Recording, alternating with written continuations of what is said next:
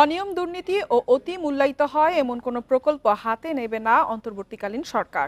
সোমবার একনেক সভা শেষে এনইসি সম্মেলন কক্ষে সংবাদ সম্মেলনে পরিকল্পনা উপদেষ্টা ওয়াহিদ উদ্দিন মাহমুদ বলেন, রাজনৈতিক অস্থিরতা এখন বিনিয়োগে স্থবিরতা দেখা দিয়েছে। এ পরিস্থিতির উন্নতি না হলে অর্থনৈতিক মন্দার শঙ্কাও করেন তিনি।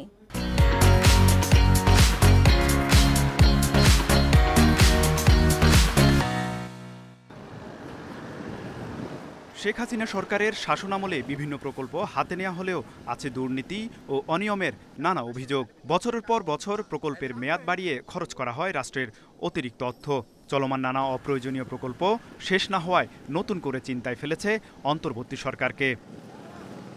সোমবার একনেক সভা শেষে সংবাদ সম্মেলনে পরিকল্পনা উপদেষ্টা ওয়াহিদ উদ্দিন মাহমুদ জানান, অপ্রয়োজনীয় নানা প্রকল্পে দুর্নীতি করে অনেকেই এখন পালিয়ে রয়েছেন। বলেন, এখন থেকে অপ্রয়োজনীয় প্রকল্প হাতে না নিয়ে শুধু ছাড় দেওয়া প্রকল্প দ্রুত বাস্তবায়ন করতে চায় সরকার।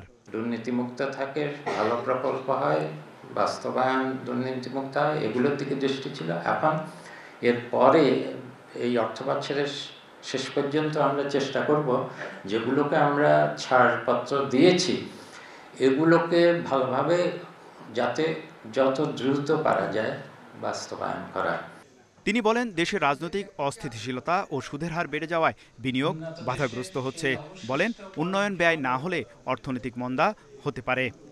একদিকে বেসরকারি খাতেও নতুন বিনিয়োগ হচ্ছে না, অন্যদিকে সরকারের উন্নয়ন ব্যয়ও যদি না বাড়ে তাহলে তো একটা অর্থনৈতিক মন্দা অবস্থা তৈরি হবে। একনেক সভায় চট্টগ্রামের পয় নিষ্কাশন ব্যবস্থার উন্নয়ন সহ নতুন 2 প্রকল্প অনুমোদন করা হয়। মোট 5,915 কোটি টাকার 5 প্রকল্প অনুমোদন হয় একনেক সভায়। তৌহিদ রানা, ইন্ডিপেন্ডেন্ট নিউজ, ঢাকা।